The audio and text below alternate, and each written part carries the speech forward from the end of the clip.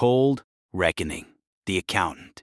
Some people believe karma is spiritual, a cosmic force, a divine ledger, something managed by the universe with patience and precision.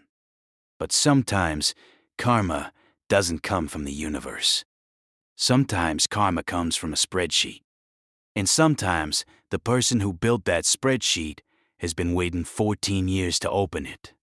This is that story. Part 1. The man who built the machine. His name was Daniel Marsh. Not a name that commands a room. Not a name you remember after a handshake. Daniel Marsh was the kind of man who arrived early, stayed late, and was thanked by no one in particular because everyone simply assumed that things ran smoothly on their own. They did not run smoothly on their own. They ran because of Daniel. He was 31 years old when he took the job at Vantage Capital Partners, a mid-sized private equity firm in Chicago that managed approximately $2.4 billion in assets across healthcare, real estate, and logistics portfolios. He was not hired as a partner. He was not hired as a senior associate. He was hired as a financial analyst, third tier with a salary that was respectable but not remarkable, and a title that ensured he would be invisible at every important meeting he attended, which was all of them. Because Daniel Marsh had a gift. He could see patterns in numbers that other people could not see. Not in the way that phrase is usually meant. Not just quickly. Not just accurately. But in the way that a musician hears something in silence that no one else notices. He could look at a financial model built by a team of 6 people over 3 weeks and identify, within 40 minutes, the 3 assumptions that would cause it to collapse. He could read a company's cash flow statement and know, before anyone else in the room, whether the business was actually healthy or performing an elaborate imitation of health. He was, in the language of finance, exceptional. And in the culture of Vantage Capital Partners, exceptional was threatening. His direct superior was a man named Gregory Holt. Gregory Holt was 44 years old, a 15-year veteran of the firm, and a managing director whose career had been built not on exceptional insight but on exceptional self-promotion. He was tall, well-dressed, and capable of speaking with absolute authority about things he only partially understood, which, in a room full of people who wanted to believe the person at the front of the room, was a sufficient substitute for competence. Gregory had survived 15 years at Vantage, not because he was the best analyst in the room. He survived because he always made sure he was never in a room where someone better than him could be seen. Until Daniel Marsh arrived. The first meeting Daniel attended, a portfolio review for a struggling logistics acquisition, Gregory presented a valuation model he had commissioned from his team. Daniel sat quietly through the entire presentation, said nothing during the Q&A. And then, as partners were filing out, he approached Gregory privately and said, in a voice low enough that no one else could hear, "The depreciation schedule on the fleet assets is wrong. It's making EBITDA look about 18% better than reality.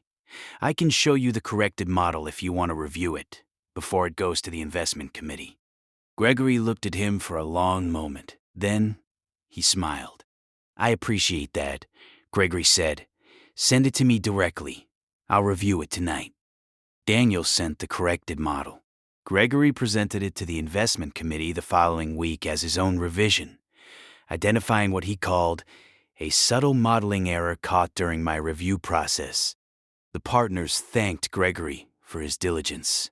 Daniel said nothing. He simply noted it, filed it, and kept working. Part 2, 14 years of filing. What happened over the next 14 years is the kind of thing that happens in organizations everywhere and is almost never talked about, because the people it happens to are too professional to complain, and the people doing it are too careful to leave obvious evidence. Gregory Holt took credit for Daniel's work. Not always, not crudely. Gregory was too smart for crude theft. He did it with architecture. He structured the workflow so that Daniel's analysis always passed through Gregory before reaching the partners. He made Daniel's presentations happen in rooms Gregory controlled. He ensured that Daniel's name appeared in footnotes while Gregory's name appeared on the cover page. He gave Daniel excellent performance reviews, consistently excellent year after year, because excellent performance reviews kept Daniel motivated, loyal, and producing, while simultaneously making it look as though Gregory was a superb manager who developed strong talent. Daniel received raises, small ones. He received his title changed from analyst to senior analyst to associate, lateral movements. Horizontal, enough to feel like progress, not enough to constitute advancement. Meanwhile, Gregory became a senior managing director, then a partner. Then, in 2019, he was appointed to the firm's executive committee, the 5-person body that made decisions about strategy, compensation, and the future of the firm. And on the day of Gregory's appointment to the executive committee, Daniel sat at his desk and did something he had never done before. He opened the private folder on an encrypted external drive. Inside that folder was a document he had been building for 14 years. Not out of anger, not out of bitterness, out of habit and precision and the deep, quiet certainty of a man who understood better than anyone that numbers do not lie if you record them honestly. The document contained 847 entries. Each entry had a date, a project name, a description of Daniel's specific contribution, the outcome of the project, the person credited, the financial result for the firm, and in a final column, a conservative estimate of the value generated by Daniel's specific analysis, cross-referenced against the firm's own internal performance attribution models, which Daniel had helped design and therefore understood better than anyone alive. 14 years, 847 entries. Total value attributed to Gregory Holt's leadership. Approximately $340 million in successful investment outcomes.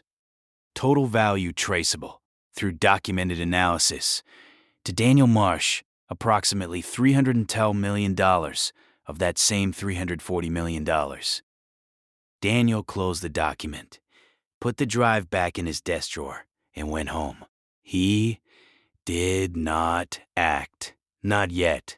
He was waiting for something specific. He was waiting for Gregory to make a mistake big enough to matter. Part 3. The mistake. It came in the spring of 2000-2001. Vantage Capital was evaluating a major acquisition, a regional healthcare services company called Meridian Health Group. The deal was valued at $780 million. It was the largest transaction the firm had ever attempted. If it succeeded, it would transform Vantage from a mid-tier firm into a serious institutional player. If it failed, it would cost the firm not just money, but credibility, relationships, and the trust of the limited partners whose capital funded everything. Gregory Holt was appointed lead partner on the deal. And Gregory, for the first time in 14 years, made a decision without asking Daniel to check his work. Why? Because Gregory had recently hired his own dedicated analyst team, younger, cheaper, loyal specifically to Gregory rather than to the firm. And he wanted to demonstrate to the executive committee that he could execute a landmark deal using his own people. He wanted the credit clean, unshared, unambiguous. Daniel was assigned to a different project, a routine portfolio review, kept deliberately distant from Meridian. The deal moved forward. Due diligence, negotiation, structuring, legal review. 8 months of intensive work by Gregory's team, culminating in a final investment memo that was presented to the full partnership in November 2021, recommending the acquisition at $780 million with a projected 5-year RR of 24%. The partners approved it unanimously. The acquisition closed in January 2022, and Daniel, who had not been involved in the deal, who had sat quietly in his corner on his routine portfolio review, had read every document that crossed the shared server. Because that was his habit. That was who he was. He read everything.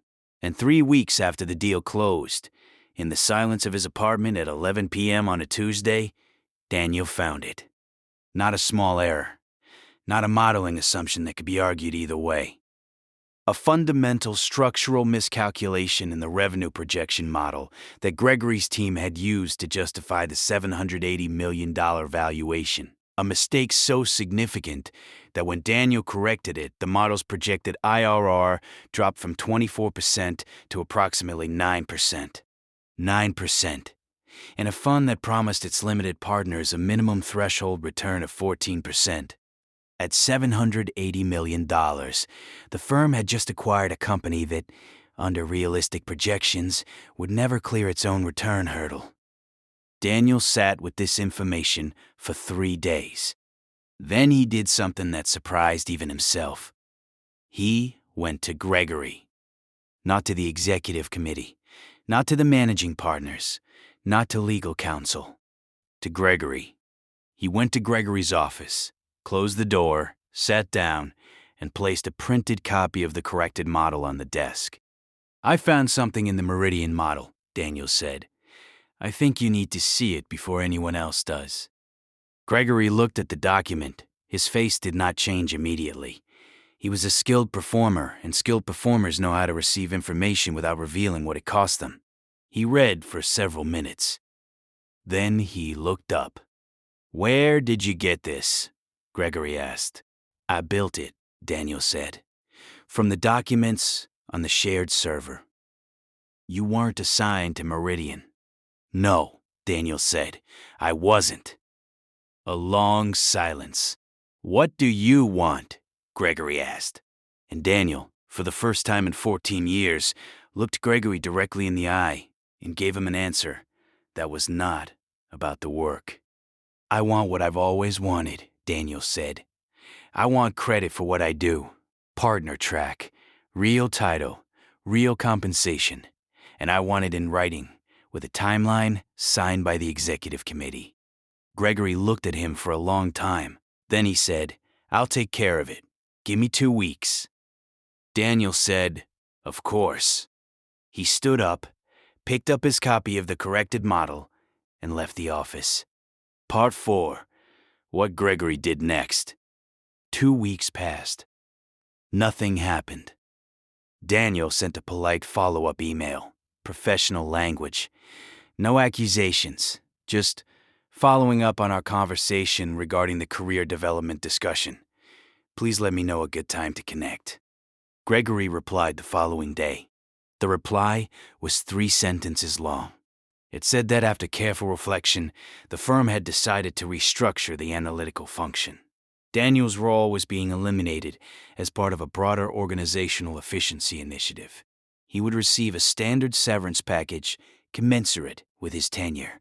14 years of tenure, 3 sentences. Daniel read the email twice. Then he printed it, put it in a folder, took the external hard drive from his desk drawer, and called his attorney. Part 5. The spreadsheet goes public. What happened next took 18 months. It was not dramatic in the way that revenge is usually portrayed. Not a single moment of confrontation, not a public explosion, not a scene. It was methodical, it was documented, it was precise. Daniel's attorney filed a wrongful termination suit. That was the door. The discovery process, the legal mechanism by which both sides must exchange relevant documents, was the key. Because once discovery opened, Daniel's 14-year document became evidence. 847 entries. Every project, every contribution, every attribution, every outcome. Cross-referenced against the firm's own internal records, its performance reports to limited partners, its regulatory filings, and 14 years of email correspondence that the firm was now legally required to produce. And the Meridian model. That became something else entirely. Because when the firm's legal team reviewed the corrected Meridian analysis, the one Daniel had brought to Gregory, the one Gregory had used to manufacture a pretext for Daniel's termination, they understood immediately what had happened. Not just the termination, the acquisition itself. The limited partners had been presented with a 24% projected IRR. The real number was 9%. That was not a wrongful termination case. That was a securities matter. The SEC investigation was opened 6 months into the litigation. Gregory Holt hired his own legal team, then a second one. The firm hired crisis communications consultants. Partners began cooperating individually with investigators, each one quietly distancing themselves from Gregory's deal. 14 years of credit theft unraveled not because Daniel exposed it in anger, but because the legal discovery process required the firm to produce 14 years of documents. And Daniel's 14-year record made it possible for anyone reading those documents to see, with complete clarity, who had actually done the work. In March 2024, Gregory Holt resigned from Vantage Capital Partners. In June 2024, the SEC announced a settlement in which the firm paid $47 million in penalties related to the Meridian transaction. In September 2004, Gregory Holt, individually, was barred from the securities industry for life and paid $2.3 million in personal disgorgement and penalties. In October 2004, Daniel Marsh's wrongful termination case settled. The terms were confidential. But Daniel's attorney, who had worked with him for 18 months, said this afterward, in a statement released only to Daniel himself. In 22 years of employment litigation, I have never seen a client arrive at a first meeting as prepared as Daniel Marsh. He had documented everything. He had been documenting everything for 14 years. He was not preparing for revenge. He was simply doing what he had always done. He was keeping an accurate record. E-pile, what Daniel did after. Daniel Marsh is 45 years old now. He does not work at a private equity firm. He runs a small financial consulting practice with 4 employees and a client list that is not long but is exceptional. A handful of family offices and institutional investors who were referred to him by people who had, at various points in their careers, seen Daniel's work and understood what it was worth. He still arrives early. He still keeps meticulous records. He still finds the error in the model that everyone else missed. The difference is that now, when he finds it, his name is on the cover page. There is a thing that people say about patience, that it is a virtue, that it is its own reward, that the long game always wins. Those things are true, but they are incomplete. Patience without documentation is just waiting. Patience with documentation is a loaded weapon. Gregory Holt spent 14 years taking credit for a weapon he didn't know existed. On the day he signed Daniel's termination letter, he fired it.